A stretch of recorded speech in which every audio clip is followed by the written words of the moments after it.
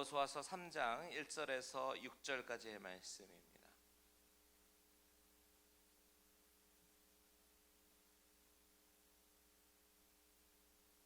다 찾으신 줄 알고요. 저와 여러분 한 절씩 한 절씩 교독하도록 하겠습니다. 제가 먼저 읽겠습니다. 또 여호수아가 아침에 일찍 일어나서 그와 모든 이스라엘 자손들과 더불어 시팀에서 떠나 요단에 이르러 건너가기 전에 거기서 유숙하니라.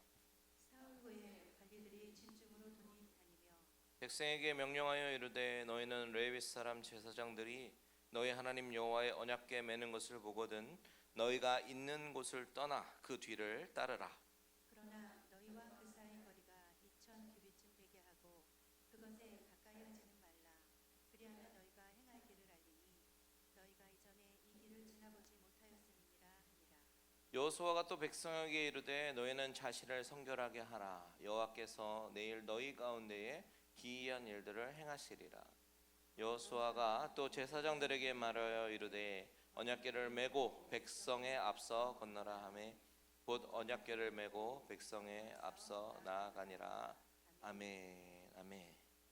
자, 오늘은 여호수아서의 말씀을 가지고 우리의 길을 인도하시는 하나님, 지나보지 못한 길을 인도하시는 하나님이라는 그런 제목으로 여러분과 말씀을 좀 나눠보려고 합니다. 지난 3박 4일 동안요 노회에 참석하면서 하나님께서 많은 은혜를 주셨고 또한 깨닫게 하시는 그 은혜가 있는 귀한 시간들을 보내고 왔습니다.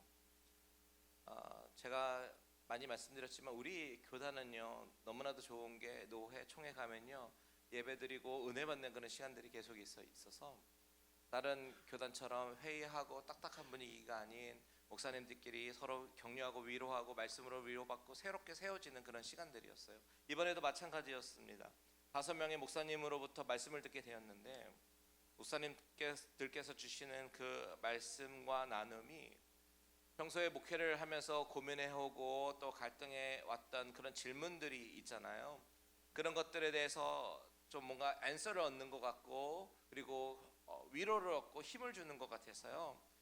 하나님께서 이번 노회는 나와 저의 아내를 위한 특별히 만들어주신 그런 시간이다라는 그 생각들을 하게 되었고 저희 부부가 또 그렇게 나누기도 했었습니다. 그 가운데 어떤 목사님께서 오늘 우리가 읽은 여호수아 3장에 대해서 잠깐 언급을 하셨는데 저는 그 설교 내용과는 상관없이 이 말씀을 본문의 말씀을 읽고 묵상을 하다가 하나님께서 저의 마음 가운데 주신 특별한 어떤 그런 마음을 두 가지가 있어서 특별히 마음에 와닿는 구절 두 가지가 있어서 그것들에 대해서 묵상하고 오늘 여러분과 나눠보려고 하는 거예요. 하나님께서 주목해 하신 구절 첫 번째 구절은 뭐냐면 4절에 보니까 너희가 이전에 이 길을 지나보지 못하였음이니라 라고 했던 그 부분이고요. 그리고 두 번째 구절은 5절에 내일 너희 가운데 기이한 일들을 행하시리라 이 부분. 저는 이 말씀이 오늘 우리에게 주시는 위로와 격려의 메시지가 아닌가 생각하면서 묵상하게 되었는데요.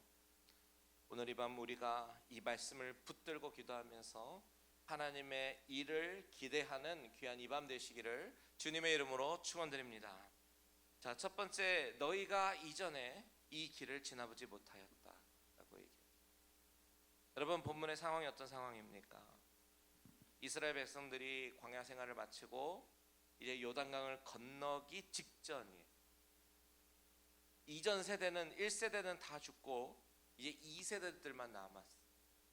그리고 이 새로운 세대들은 이제 앞으로 하나님께서 행하실 일들이 기대하면서 나아가는데 이때 새롭게 세워진 지도자가 여호수아예요. 이제 여호수아는 새로운 세대들을 이끌고 새로운 땅으로 들어가야 하는 그런 사명을 받았습니다. 두렵고 떨렸을 거예요. 그런데 오늘 본문에 보니까 그 길이 어떤 길이냐? 이전에 지나보지 못한 길이다.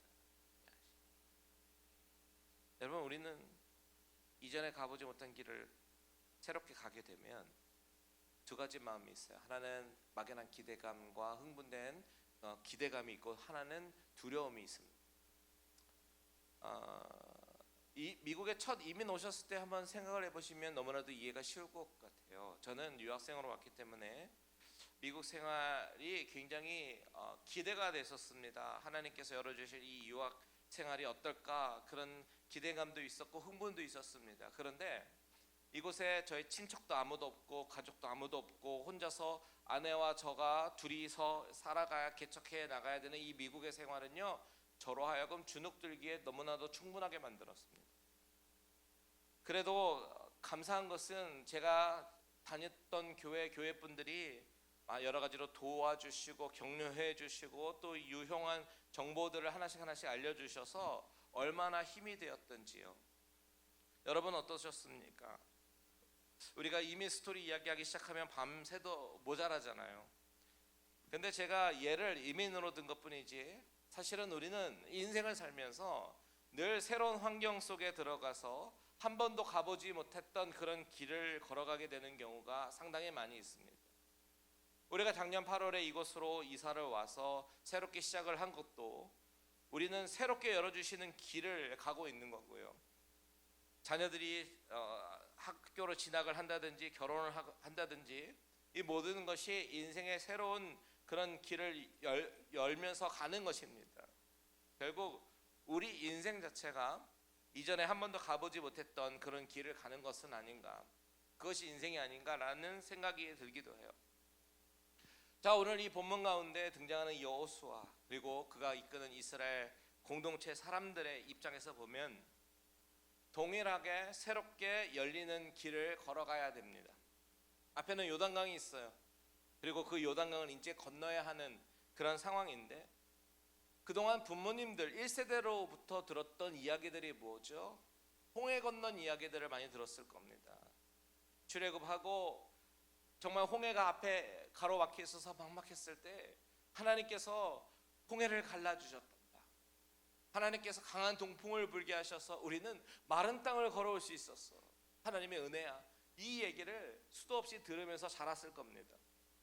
근데 이제는 본인들이 직접 요단강을 건너가야 되는 그런 상황에 맞닥뜨리게 된 거예요. 처음 있는 일이죠. 근데 이것은 홍해를 건넌 사건과는 또 다른 차원의 이야기입니다. 물을 건넜다라고 하는 것 자체가 좀 비슷하고 동일할 수는 있겠지만 이 성격 자체는 아주 달라요. 뭐가 다르냐면 홍해는 뭐예요, 여러분? 430년간 노예를 했던 그 생활에 종지부를 찍는 그런 사건입니다. 해방의 크로싱이고 그리고 해방의 건너므로써 이제는 더 이상 노예 생활로 돌아가지 않아도 되는 그동안 힘들었던 모든 노고와 수고에 종지부를 찍는 그런 건너이었다라는 것이죠. 그런데 요단강의 건너은 이 크로싱은 조금 다릅니다. 이제 앞에 있지만 똑같이 건너가게 되면 이제 그동안 고생의 종지부가 찍는 것이 아니라 이제부터 싸워야 되는 싸움의 시작을 알리는 건너이고요. 이제부터는 정복 전쟁이 시작되는 그런 건너이에요. 수많은 적군들이 기다리고 있습니다. 더 두렵고 떨리는 그런 상황이 되는 거죠. 홍해가 정말 익사이링한 그런 건너이었다라면 요단강은 두려움의 건너이었을 겁니다. 그런데 우리는 바로 이때 하나님께서 뭐라고 말씀하시는지 주목해서 들어야 됩니다. 3절과 4절을 같이 한번 읽어볼까요? 시작. 백성에게 명령하여 이르되 너희는 레위 사람 제사장들이 너희 하나님 여호와의 언약궤 매는 것을 보거든 너희가 있는 곳을 떠나 그 뒤를 따르라. 그러나 너희가 그 사이 거리가 2000 규빗쯤 되게 하고 그것에 가까이 하지는 말라. 그리하면 길을 알리니 너희가 이전에 이 길을 지나보지 못하였음이니라 하니라. 아멘. 첫 번째 하나님의 명령이 뭐예요? 그 뒤를 따르라. 그것은 무엇의 뒤입니까? 언약궤예요.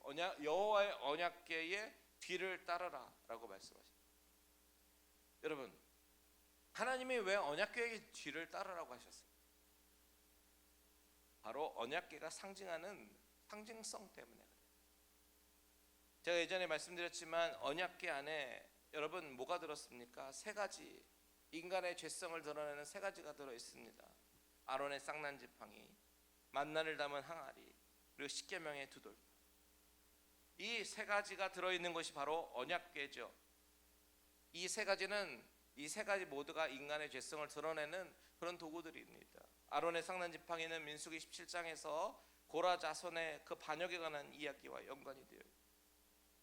하나님이 주신 권위가 있는데 그 권위를 고라 자손들이 권위에 도전하게 되고 민수기 17장 10절에 보면 반역자에 대한 표징이 되게 하여 이런 표현이 나오는데 반역한 자에 대해서 하나님은 아론의 쌍난 지팡이를 내게 하셔서 하나님께서 세우신 권위를 재차 확인시켜 주시는 그런 장면입니다. 그래서 그 지팡이는 하나님의 권위에 도전했던 인간의 죄성을 드러낸 도구였어요.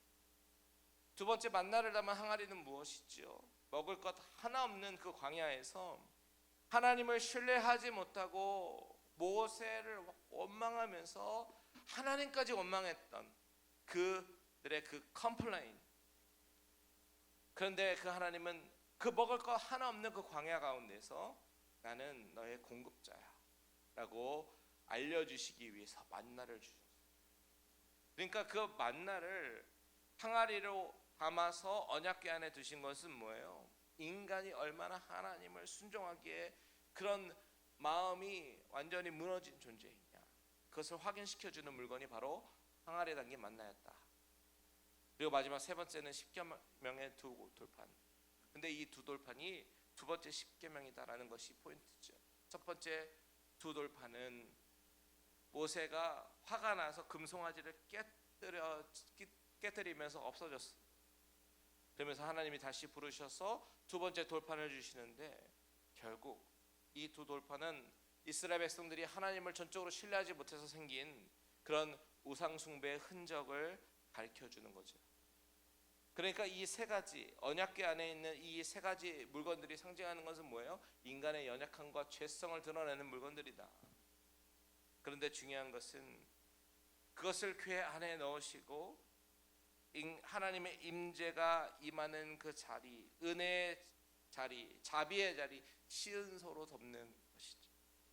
시은소는 법계 덮개지만 죄인의 모습을 상징하는 그 죄성의 세 가지 위에 시은소가 있다라는 것을 통해서 여전히 죄의 모양은, 죄의 속성은 우리에게 있지만 그것을 안 보시겠다, 카운트 안 하겠다라고 하시면서 임재하시는 장소, 그것이 바로 시은소입니다. 그러니까 오늘 본문에서 3절에서 레위 제사장들이 여호와의 언약궤 매는 것을 보거든 너희는 있는 곳을 떠나 그 뒤를 따르라, 이렇게 말씀하신 것은 하나님의 용서와 자비가 있는 그 임재가 있는 하나님께서 내가 먼저 앞장설 테니 너희는 그 하나님의 앞장서심 그 뒤에 서서 하나님을 따라가라 라고 말씀하시는 거예요.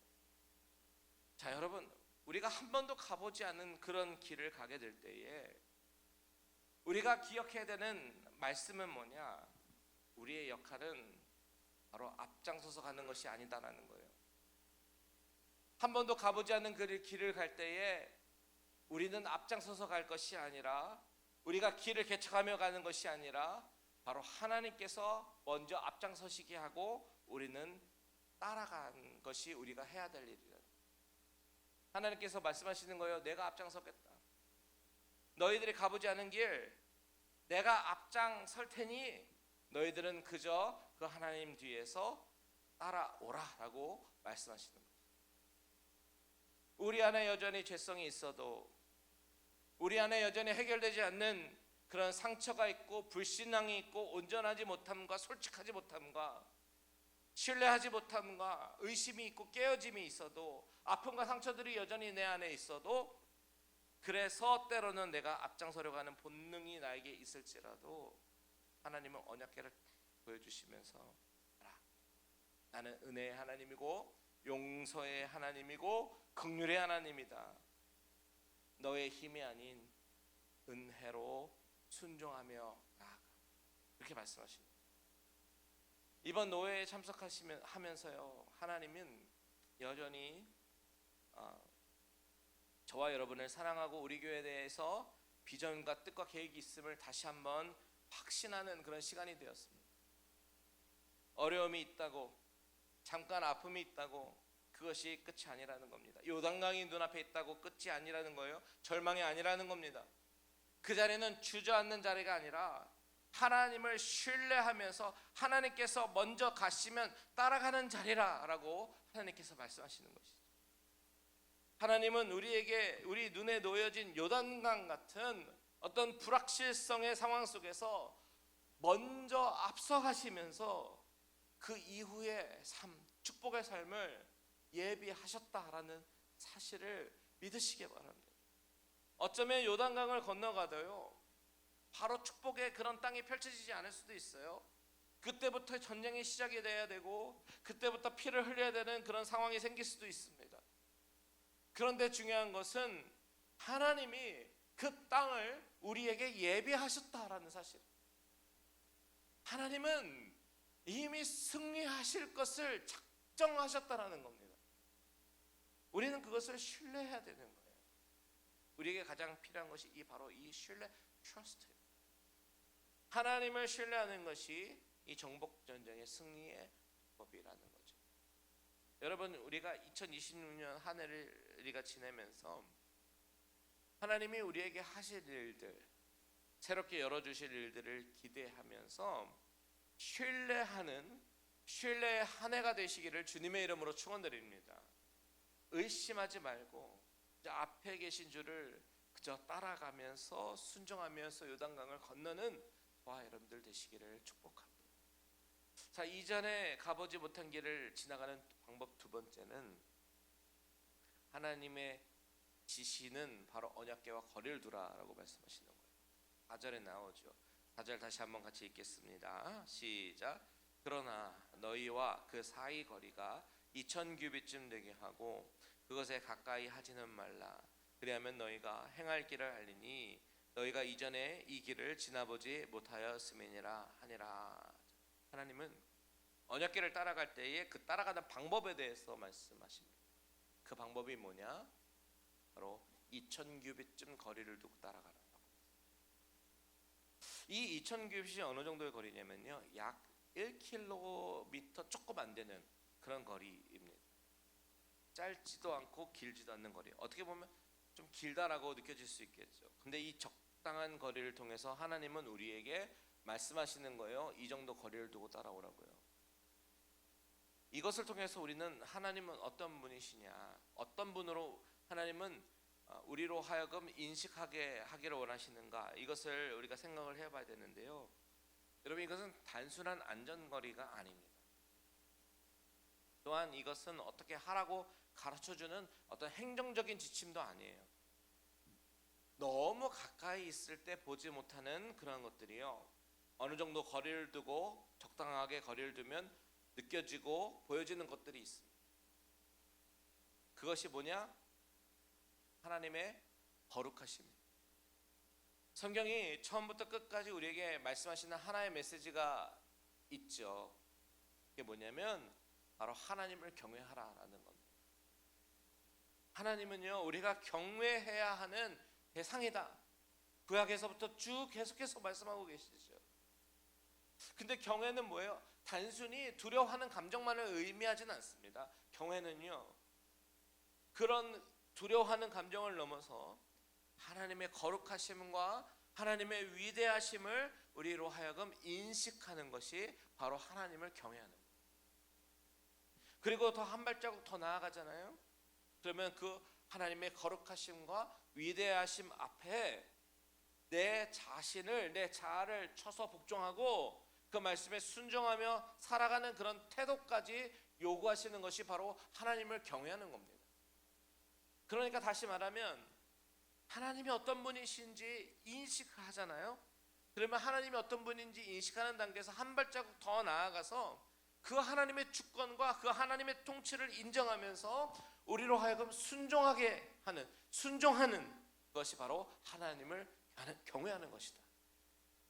자, 오늘 본문에서 하나님이 앞장서 가시겠다.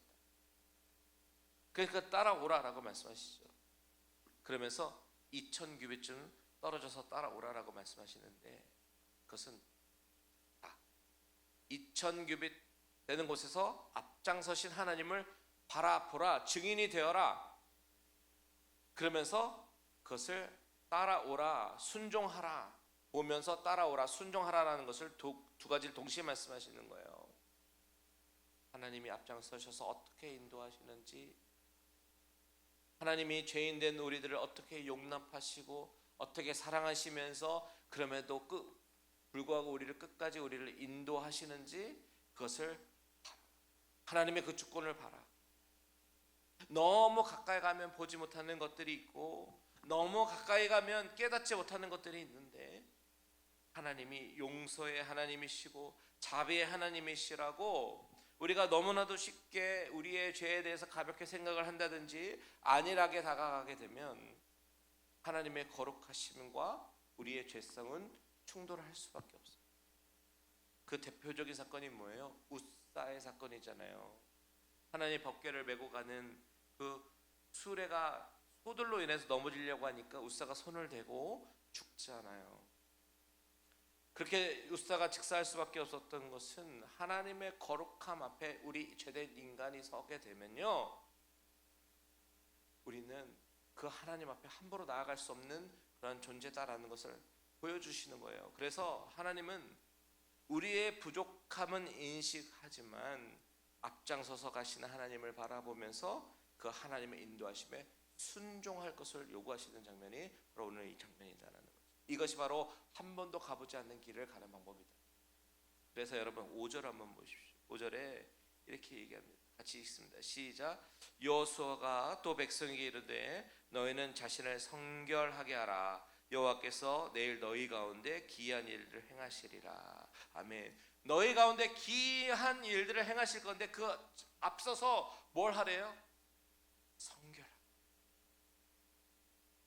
하나님의 주권을 인정하고 하나님을 경외하는 마음으로 순종하는 모습으로 우리가 나아간다면 요단강은 갈라지게 될 것이고 하나님이 내일 우리에게 기이한 일들을 행하실 것이라고 그것을 두 눈으로 똑똑히 바라보게 하실 거고 그 요단강의 한복판에서 마른 땅을 걸어가는 일들을 몸소 체험하게 되는 일들을 하게 될 것이다 라고 말씀하십니다. 여러분, 하나님이 요구하시는 것은 단순해요. 앞장서서 가는 언약궤를 바라보라.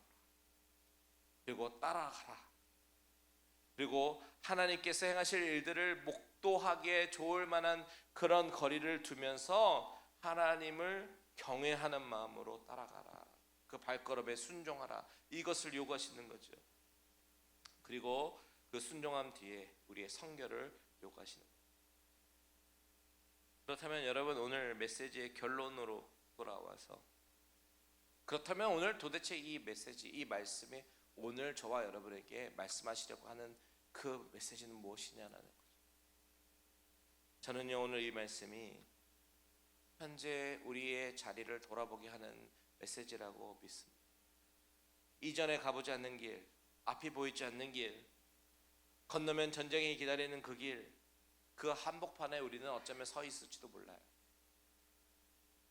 어떤 분에게는 직장의 문제가 있을 수 있고 어떤 분에게는 가정에서의 어떤 충돌이 있을 수 있습니다. 자녀와의 문제가 있을 수 있고 어떤 분에게는 경제적인 어려움이 있을 수 있어요. 이런 모든 것들이 요단강 같은 그런 장애물일 수 있습니다. 그런데 그 앞에 서 있는 우리들에게 이 말씀은요, 나는 너가 이전에 걸어보지 못한 길을 가게 할 거야. 그 길 가운데 내가 기이한 일을 행할 것이고 그때 너희들이 해야 될 것은 바로 전적인 신뢰 그리고 성결함으로 경외함으로 나를 따라오는 것인데 그럼 나를 따라오겠니? 라고 물어보시는 것 같아요. 여러분, 여러분이 직면하고 있는 요단강과 같은 어려움이 있습니까? 그렇다면 오늘 이 밤 이 말씀으로 위로를 얻고 힘을 얻게 되시기를 주님의 이름으로 축원드립니다. 저는 오늘 이 말씀을 통해서 우리의 길을 인도하시는 하나님께서 우리에게 주시는 도전을 묵상해 봤는데 이렇게 정리하고 싶어요. 첫 번째는 하나님은 오늘 이 말씀을 통해서 내가 앞장서겠다라고 말씀하시는 거예요.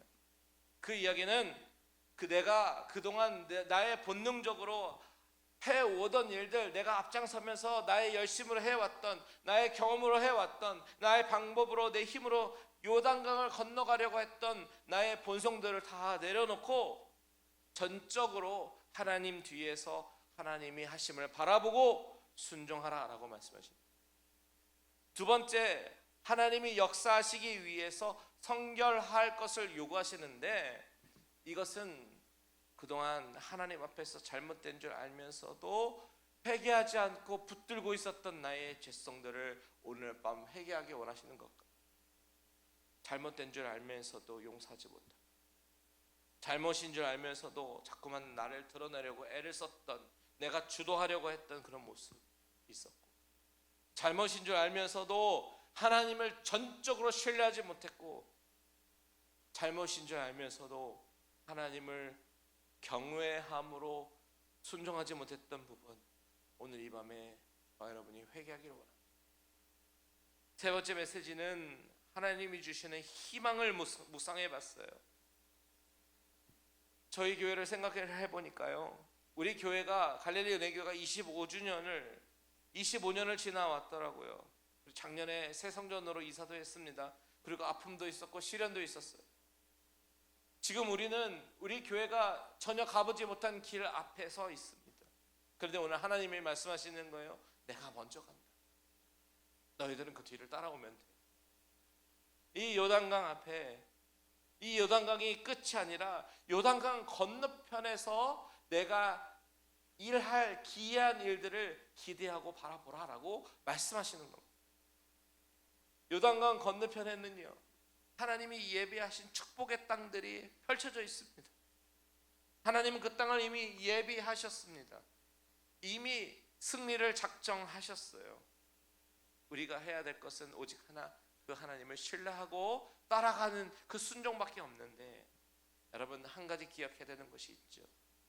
요단강을 건너면 전쟁 치러야 되고 그 땅을 차지하기 위한 처절한 전쟁도 동시에 예비되어져 있다는 것이죠. 즉 하나님이 예비하신 축복의 땅을 차지하기 위해서는 우리가 치러야 하는 대가도 있다.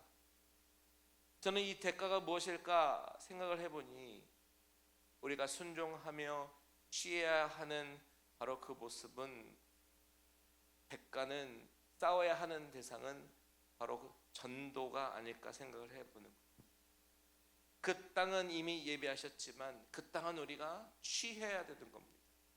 다만 하나님께서 이미 승리하게 하셨기 때문에 그냥 하라고 하시는 디렉션 주시는 대로 순종하며 나아가기만 하면 되는데, 우리가 이전에 가보지 못한 그 길을 하나님께서 인도하시면서 내일 일어날 거야 라고 위로하시고 하나님께서 말씀하시는 거죠.